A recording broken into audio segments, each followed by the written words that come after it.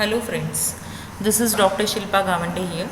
Today we will discuss about the next evaporator in this lecture, that is horizontal tube evaporator.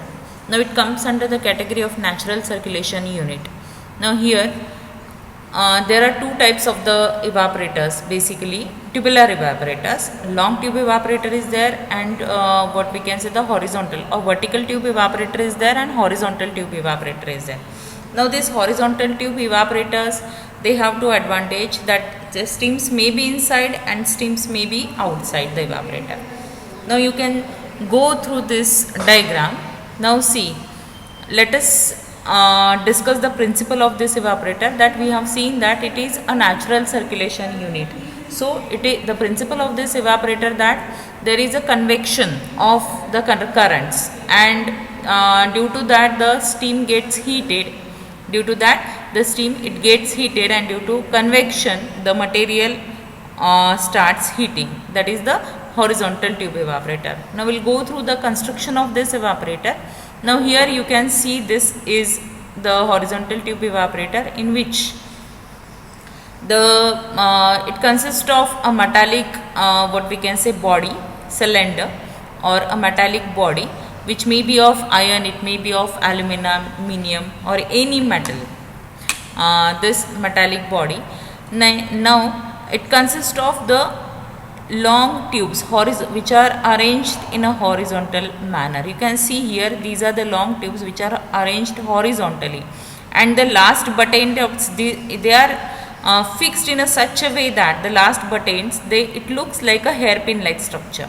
You can see here the last buttons are connected in such a way that it looks like a hairpin like structure. So these tubes, they are arranged in a horizontal fashion. Now here there is an inlet for the feed, here an vent that is for the steam, and here there is a steam inlet. Through this jacket there is what we can say generation of the steam, and steam is passed through this. So steam enters here, and there is an vent for the air to remove the air from this vent, and here is these are the drips. And at the end there is an outlet for the thick liquor, so that the evaporated material will get out from this outlet. This is the outlet for the thick liquor. So this is what a general construction. Now here is an outlet for the vapors which are condensed, that get out from this vapor outlet. So this is what a general construction of the horizontal tube evaporator. Now there are two models. Heating medium may be inside the tube, or heating medium may be outside the tube. So you can keep either. You can keep the feed inside the tube and heating metal outside the tube, or you can keep the heating metal inside the tube and the feed outside the tube. So whatever is comfortable. And again the baffles are also provided to what we can say to increase the heat transfer here. And these tubes, generally these tubes, they are made up of the stainless steel, so that there is sufficient transfer of the heat to the feed. So these are made up of the stainless steel. So this is what the construction of this horizontal tube evaporator. Now in case of the working, now we will discuss about the working of horizontal tube evaporator. Now you can see here, this through this feed inlet we are ready to what we can say feed ready to insert the feed through this feed inlet, and through this steam inlet the steam is introduced in this chamber, right? So that steam enters. If you study related the steam outside the tubes, then the steam will be outside the tube and feed will introduced inside the tube, and in the tube there will be feed, and outside the tube there will be steam. So there will be what we can say transfer of heat through the tube. There will be what we can say heat transfer coefficient will get established, and transfer of heat will be there, so that the feed which is inside the tube will get evaporate. It will get evaporate, and it will turn into a thick liquor, and that is at last collected through this outlet. So this is the way, and the feed should be introduced to a specific level. This is the level through which up to which the feed can be introduced. So in this way the working of this what we can say, horizontal tube evaporator is there.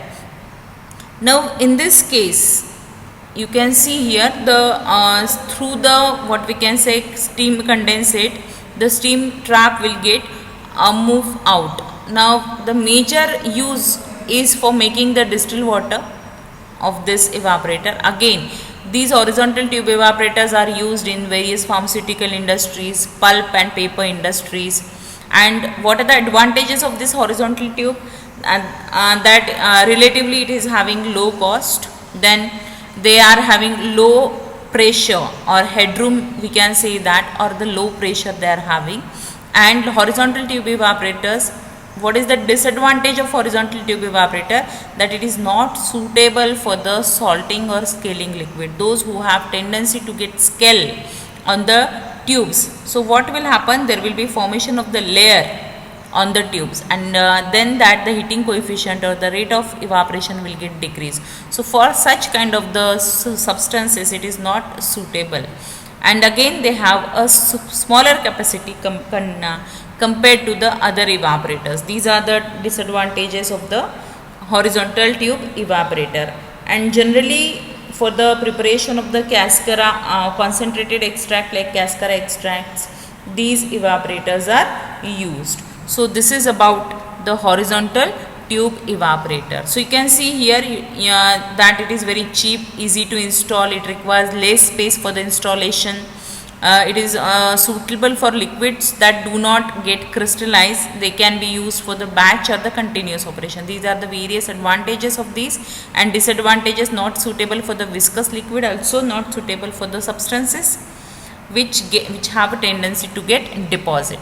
So this is about the horizontal tube evaporator. So if you like this video, please do like, share the